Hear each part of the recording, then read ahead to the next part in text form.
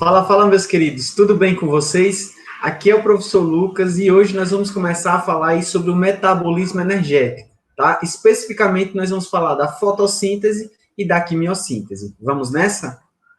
Olha só, gente, o metabolismo energético nada mais é do que o conjunto de reações que produzem a energia necessária para a realização das funções vitais dos seres vivos. É isso mesmo, metabolismo consiste aí no conjunto de reações e energético vem de energia, ou seja, é o metabolismo que tem a função de gerar energia, tá? Essa energia que é importante aí para a locomoção, para a reprodução, enfim, para todos os processos vitais aí dos seres vivos, ok?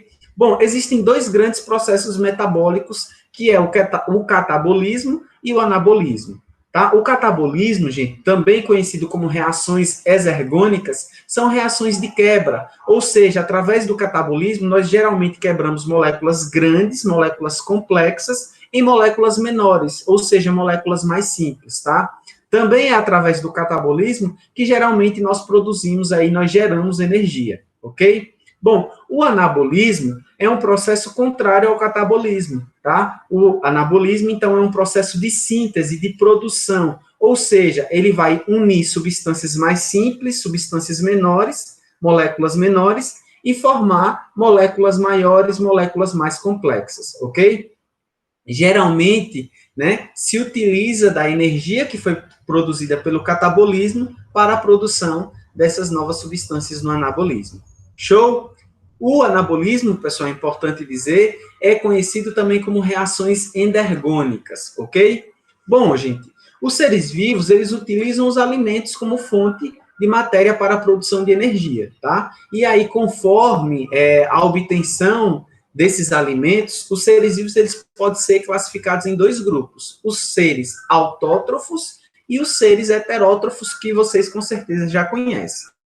Né? Os seres autótrofos são aqueles que produzem o próprio alimento, tá? E aí pelo processo da fotossíntese e da quimiossíntese, ok? Já os seres heterotróficos ou heterótrofos são aqueles que obtêm os alimentos por ingestão ou absorção, tá? E aí eles vão obter a energia através dos processos de respiração celular, com a presença do oxigênio, e da fermentação com a ausência do oxigênio. Beleza? Hoje nós vamos conhecer, então, os processos aí de fotossíntese e de quimiossíntese, e depois nós vamos entender, em aulas futuras, o processo de respiração celular e de fermentação. Tamo junto? Olha só, gente, essa produção de energia, tá? Ela ocorre e ela é armazenada em moléculas chamadas de ATP, tá? Adenosina trifosfato. Então, essa aqui é a molécula de ATP, tá? No qual ela é formada aí por uma estrutura aqui química chamada de adenina, tá? Uma base nitrogenada. Tem aqui um açúcar de 5 carbonos, uma ribose, e tem aqui essa região que é chamada de grupo fosfato, tá? Formada por 3 fosfatos. É nessa região da molécula do ATP que ocorre o armazenamento da energia, tá? A energia do qual os seres vivos obtêm através dos alimentos, ela fica armazenada aqui nessas ligações entre os fosfatos do ATP, ok? Bom, quando a célula precisa, então, dessa energia, o que é que ela faz? Ela vai quebrar essas ligações entre os fosfatos, ela vai romper essas ligações entre os fosfatos, e aí, então, né, essa energia, ela vai ser utilizada, ela vai ser liberada e utilizada nas reações aí que o organismo está precisando realizar, ok? Show de bola? Bom, gente, nesse processo, tá, de produção de energia, de uso da energia, nós vamos ter aí algumas moléculas importantes, tá, que são os aceptores de hidrogênios e elétrons. No caso, nós temos aí bem conhecidos nessas reações que nós vamos trabalhar a partir de agora, o NAD, tá, que tem a capacidade de produzir 3 moléculas de ATP a partir do NADH, e o FAD, que também é um aceptor de elétron, de hidrogênios, que tem a possibilidade aí de produzir 2 moléculas de ATP a partir do FADH, ok? Bom, então agora a gente vai falar do primeiro processo aí metabólico importante nos seres vivos, que é a fotossíntese, tá? A fotossíntese, meus queridos, é o processo pelo qual os seres autótrofos, ou seja, os seres produtores, né, que produzem o próprio alimento, convertem energia solar, energia do Sol, em energia química, o ATP, e a utilizam na produção de moléculas orgânicas. Ou seja, gente, através da fotossíntese, os seres produtores, como as plantas, as algas, as cianobactérias e algumas bactérias, vão absorver a energia solar, vão capturar a energia do Sol e então transformar em energia química, em ATP, e a partir dessa energia química vão produzir moléculas orgânicas, tá? Normalmente aí os carboidratos, principalmente a glicose. Show? Olha só, a fotossíntese, então, gente, é o principal processo responsável pela entrada de energia na atmosfera, ok? É através dos produtores que essa energia produzida, ela como é que eu posso dizer, transmitida aos outros seres vivos, aos consumidores através da cadeia alimentar, certo? Então, ó, a plantinha lá produziu energia química, né, ATP, a partir da energia solar, e aí essa energia que foi produzida ali pelaquela plantinha vai ser passada para os outros seres vivos através da cadeia alimentar. Então, o consumidor ali, herbívoro, que se alimentar dessa plantinha, vai, né, obter parte dessa energia produzida por essa planta. Agora, o carnívoro, né, o consumidor ali secundário, que se alimentar desse herbívoro, também vai captar um pouquinho dessa energia que foi produzida lá no produtor e passada para esse herbívoro, e assim sucessivamente. Beleza? Bom, gente, esses organismos autótrofos, tá? Eles também, e que realizam a fotossíntese, eles também são conhecidos como clorofilados, porque eles apresentam um pigmento fotossintetizante ali, a clorofila, tá? Que é muito importante nesse processo de fotossíntese. Tá? Nós temos, inclusive, alguns tipos de clorofilas, e as clorofilas A e B são as principais, aí, são as mais importantes, utilizadas aí pelas plantas na absorção da energia da luz solar durante a fotossíntese, ok? Existem outros pigmentos fotossintetizantes, como os carotenoides, mas a clorofila é o principal pigmento responsável por essa captura da luz solar no processo de fotossíntese. Show? Tamo junto? Olha só, e para que serve essa luz solar então, professor? Olha só, a luz ela vai apresentar duas funções principais, ok? Primeiro, impulsionar a transferência de elétrons através de compostos que doam ou recebem, aceitam elétrons, e também é importante aí para gerar um gradiente de prótons necessário para a síntese da ATP, ok? Professor, próton, elétrons, síntese, reação, química, Não, gente, nós estamos trabalhando aqui numa aula de biologia, mas a gente sabe que a química está intimamente ligada à biologia. Beleza? Bom, vamos seguindo aí, relaxa que vocês vão entender o processo. Mas fica ligado que a fotossíntese é um processo um pouquinho complexo. Bom, aqui eu trago para vocês a equação geral da fotossíntese, tá? A fotossíntese, gente, ela ocorre através de uma reação de oxidação e redução. Ou seja, ó, vai ocorrer a quebra de algumas moléculas com o oxigênio, a partir do oxigênio, certo? E vai ocorrer a redução, ó, a doação de algumas moléculas nessas oxidações de elétrons, e a partir disso produzir novas substâncias, ok? Então, aqui no caso dessa reação da fotossíntese, né, nessa equação geral, nós temos, ó, moléculas de gás carbônico, o CO2, isso mesmo, gente, o gás carbônico que a gente libera na expiração, ó, liberei CO2 aqui no ambiente. Então, esse CO2 é capturado por esses seres autótrofos, tá? E, juntamente com a água, ó, H2O, eles vão aí sofrer algumas reações. Essa reação acontece devido, ó, à clorofila, os pigmentos fotossintetizantes, que vão absorver a luz solar e oxidar, então, a molécula de água, ok? Então, veja, ó, a partir dessa absorção da luz solar, que ocorre pelos pigmentos fotossintetizantes, vai ocorrer, então, a oxidação da molécula de água. Então, essa molécula de água ela vai ser quebrada, ok? Nessa quebra, vai ocorrer a liberação de gás oxigênio no ambiente, isso mesmo, o gás oxigênio que nós inspiramos, ó, gás oxigênio. Então, ó, libera esse gás oxigênio e também, né, ocorre a doação de hidrogênios para a redução do CO2. Então, ó, esses hidrogênios vão reagir aqui, ó, com esse CO2 para formar o carboidrato, que é a glicose. Tá aqui a glicose. Então, a fotossíntese, nós vamos ter reagentes, no caso aqui CO2 e água, produzindo, né, os produtos aqui, a glicose, oxigênio, gás oxigênio e água. Beleza? Show de bola? Bom, essa é a equação geral, mas a fotossíntese é um processo um pouco mais complexo do que isso, tá? Ela ocorre em duas etapas, tá, meus queridos? A etapa chamada de clara ou fotoquímica, ó, foto vem de luz, então é a reação química que ocorre a partir da luz, tá? E a segunda fase, ou segunda etapa, que é chamada de fixação de carbono, tá? Ou também conhecida como etapa química da fotossíntese, ok? Vamos ver cada uma dessas etapas agora.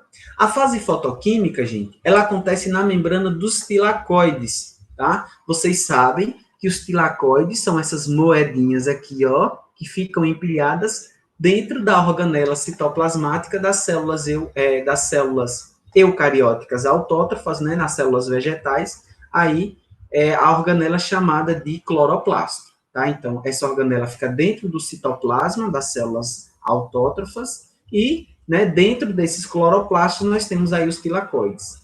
E dentro dos tilacoides, melhor dizendo, na membrana dos tilacoides, tá? Na membrana aqui dos tilacoides, nós vamos ter os fotossistemas 1 e 2, tá? Esses fotossistemas, pessoal, é justamente a região onde vai ocorrer a primeira etapa da fotossíntese, né? A etapa fotoquímica, tá? Esses fotossistemas, eles vão apresentar duas porções, tá? A primeira porção é o complexo antena, tá? E é onde são encontrados os pigmentos fotossintetizantes, tá? Então, esses pigmentos fotossintetizantes, como a clorofila, principalmente, e tem outros, como eu já disse, né, vão capturar aí a energia luminosa, a energia do sol, ok?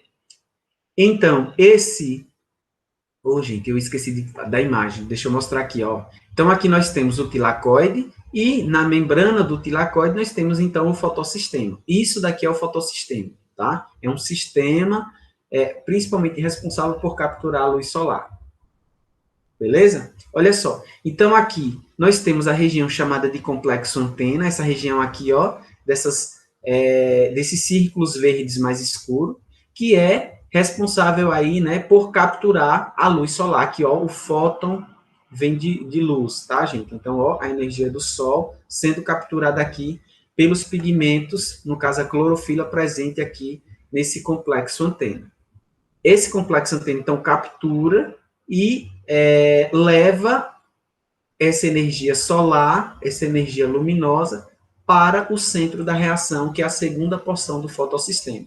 Então, aqui, ó, esse centro de reação, gente, é que vai diferenciar entre fotossistema 1 e 2, tá? Nós vamos ter no fotossistema 2, eu não coloquei aqui, nós vamos ter no fotossistema 2 um centro de reação P680, que quer dizer que a clorofila presente aqui nesse centro de reação, ela só consegue absorver comprimento de onda, tá, da luz de até 680 nanômetros.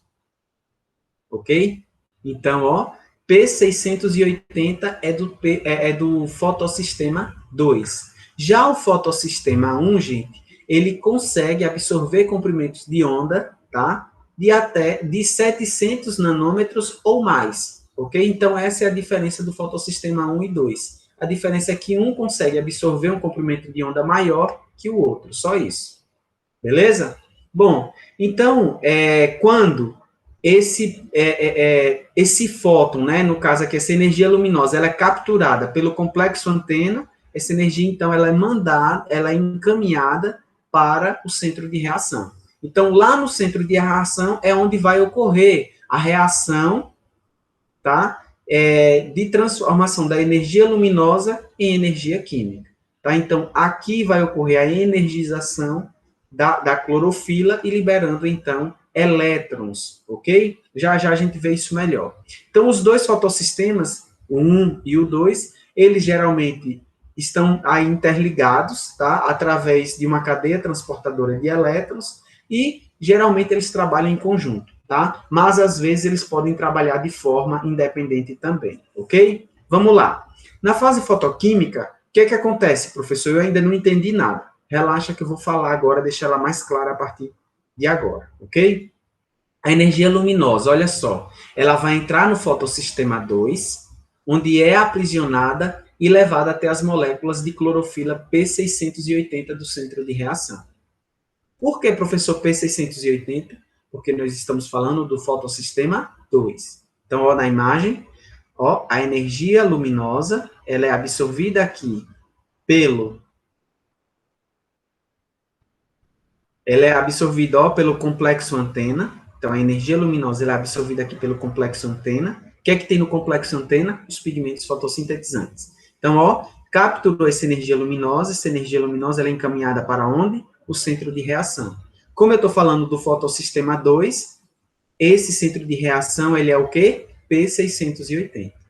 Lá no centro de reação, pessoal, a molécula de clorofila que tem lá, ela é excitada pela energia luminosa que acaba de chegar, e seus elétrons, então, são energizados e transportados dessa clorofila em direção a um aceptor de elétrons. Então, ó, essa clorofila que recebeu agora a energia luminosa, ela sofre uma excitação e libera elétrons. Esses elétrons, então, vão ser capturados aqui por um aceptor de elétrons, tá? Então, um aceptor de elétrons vai capturar esses elétrons aqui liberados por essa clorofila. Beleza? Bom, ao mesmo tempo, gente, que isso está acontecendo, moléculas de água, ao serem atingidas pela luz do sol, tá? Aqui no fotossistema, são quebradas, ou seja, moléculas de água vão sofrer uma quebra e esse processo é chamado de fotólise. Então, eu vou quebrar, ó, eu vou separar as moléculas de hidrogênio das moléculas de oxigênio da água, ok? O que é que acontece? Nesse processo aí, vai ser liberados os hidrogênios, né, isso, os prótons, e também vão ser liberados elétrons e o oxigênio. Então, ó, nessa fase fotoquímica da fotossíntese, ocorre o quê? A liberação do oxigênio, o gás oxigênio, que nós usamos na inspiração, ó, pela quebra da água, pela fotólise da água. Esse é um ponto muito importante que vocês precisam colocar aí, ó, na cachola da fase da primeira fase da fotossíntese, ok? Bom, a cada elétron, pessoal, que é transferido daqui, ó, dessa clorofila, P680, desse centro de reação, a cada elétron, ocorre a substituição dele por um elétron proveniente aqui, ó, da fotólise da água. Então, ó, na fotólise da água ocorre liberação também de oxigênio e também de elétrons. Então, esses elétrons, eles vão substituir os elétrons que saíram daqui, ok? Beleza. Então, pares de elétrons, né, vão sempre saindo desse fotossistema 2 e vindo aqui para essa cadeia transportadora de elétrons, tá? Nessa cadeia transportadora de elétrons, esses elétrons, pessoal, eles vão ser utilizados aí na produção de um ATP a partir de um ADP, certo? Então, eu vou produzir a energia, né, lá nessa cadeia transportadora de elétrons. Eu vou produzir, então, o ATP, certo? Esse ATP ele é produzido a partir de um ADP junto com um fosfato. E esse processo, então, ele é chamado de fotofosforilação, certo? Por que fotofosforilação, professor? Porque, ó, eu estou ligando um fósforo a um ADP a partir, né, da energia luminosa. Foto vem de luz, ok? Então, fotofosforilação. Show? Tranquilo? Então, esse é o processo que ocorreu aí no fotossistema 2. E no fotossistema 1, professor?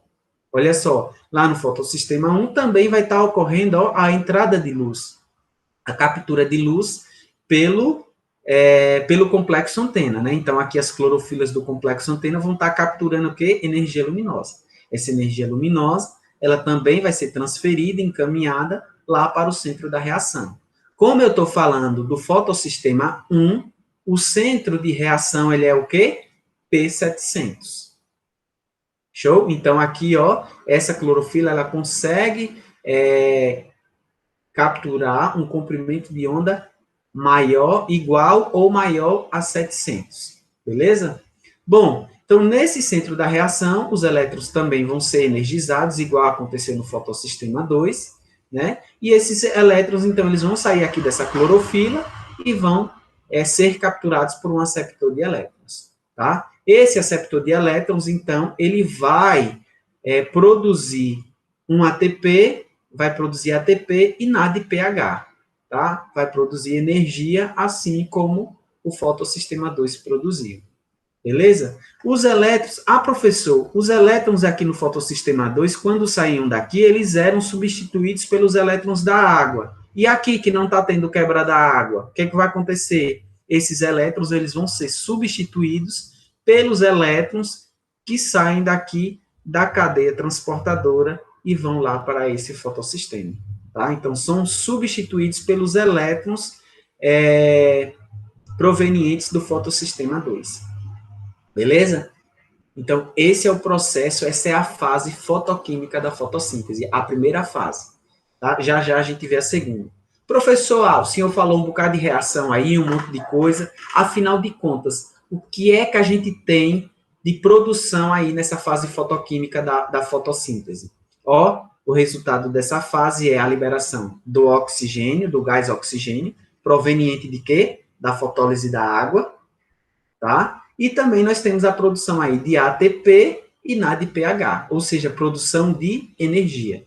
Gente, essa energia que foi produzida aqui, ela vai ser utilizada na fase química da fotossíntese, tá? Essa fase química, ela também é conhecida como fase escura da fotossíntese, ou seja, ela ocorre na ausência da luz, certo?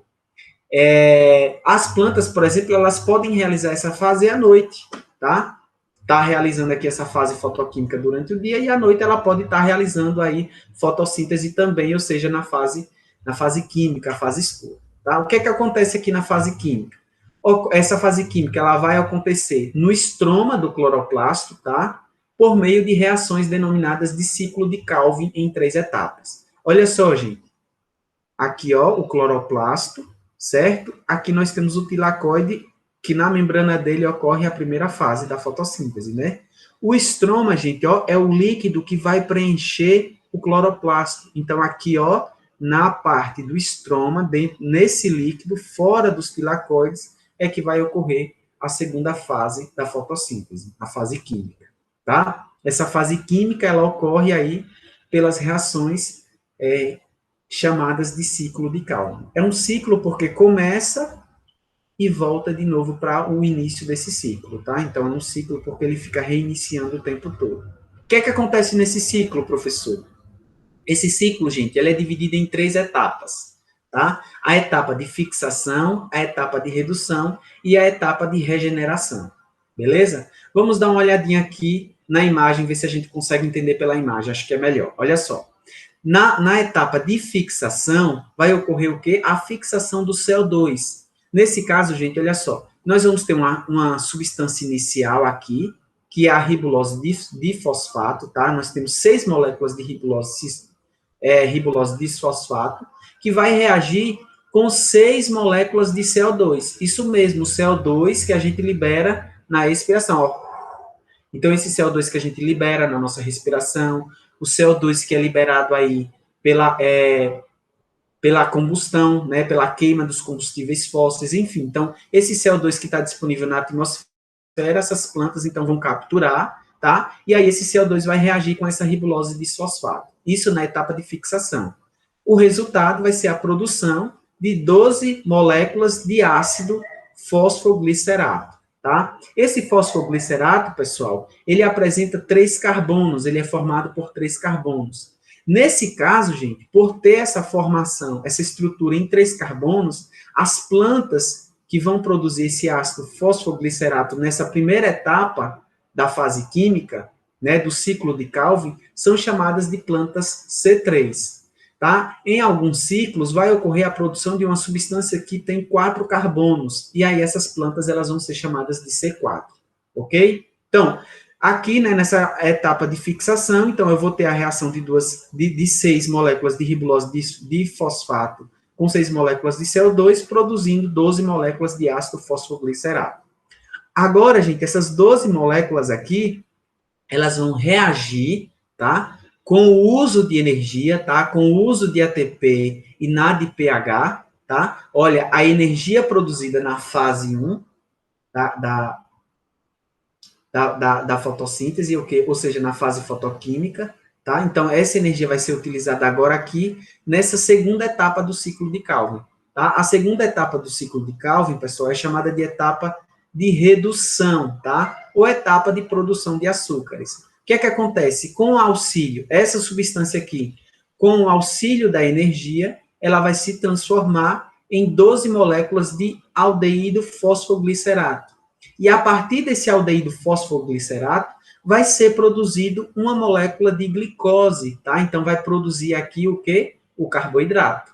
Então, a glicose que tem 6 carbonos, tá? Após a produção dessa glicose, eu vou ter, então, a liberação aí de 10 moléculas de aldeído fosfoglicerato, tá? Então, ó, aqui eu usei, então, 2 moléculas para produzir a glicose e as outras 10 aqui vão ficar disponíveis nessa terceira e última etapa do ciclo de Calvin, que é a etapa de regeneração, tá? Então, esses 10 aldeídos fosfogliceratos, eles vão reagir, tá? E vão produzir, então, 6-ribulose monofosfato.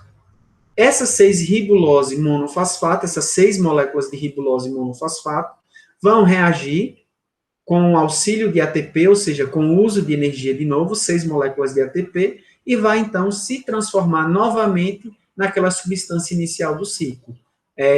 6 moléculas de ribulose bisfosfato. Então, ó, aqui eu vou reiniciar o ciclo de novo. Essa substância, ela vai, de novo, reagir com novas moléculas de CO2 e vai passar por todo esse processo novamente, produzindo glicose. Show de bola, gente?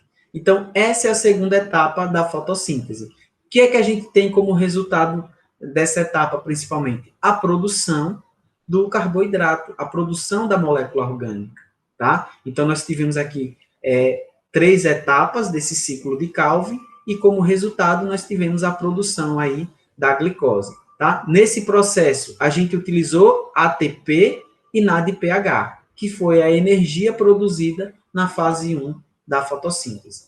Beleza? Show de bola? Então, essa é a fotossíntese. Agora, gente, eu vou falar da quimiossíntese, que é um processo um pouco parecido com a fotossíntese, tá? A quimiossíntese, ela é realizada por bactérias, tá? Bactérias autótrofas quimiosintetizantes. O que é que acontece nesse caso, gente? A quimiossíntese, gente, é um processo que ocorre na ausência da luz, ou seja, essas bactérias quimiosintetizantes não vão precisar da luz para produzir energia. E o que é que elas utilizam então, professor? Elas vão utilizar substâncias inorgânicas, substâncias minerais. E como é que vai ocorrer esse processo? Elas vão oxidar, tá? Elas vão quebrar essas substâncias com o auxílio do oxigênio e vão então aproveitar a energia liberada nessa quebra de moléculas inorgânicas para sintetizar suas substâncias orgânicas. Tá? Então, vão quebrar substâncias inorgânicas com o auxílio do oxigênio, vão oxidar essas substâncias e produzir, então, substâncias orgânicas, carboidrato, por exemplo, glicose, ok?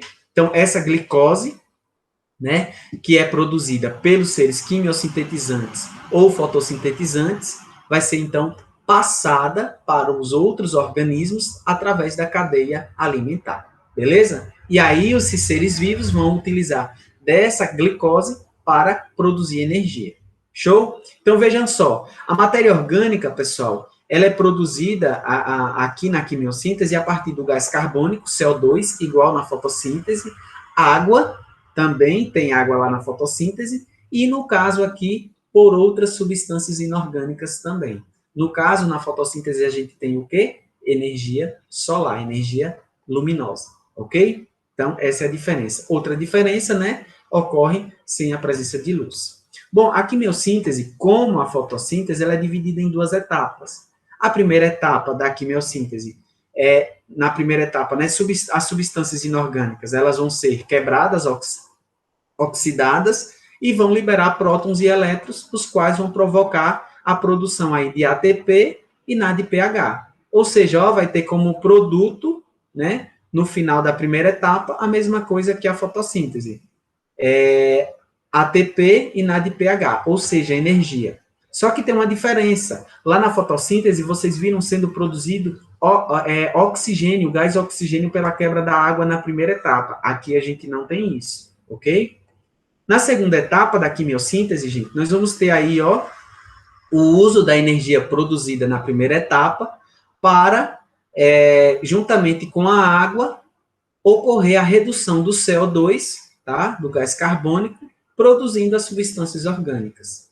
Nesse processo, na segunda etapa, também ocorre a liberação de gás oxigênio. Show de bola?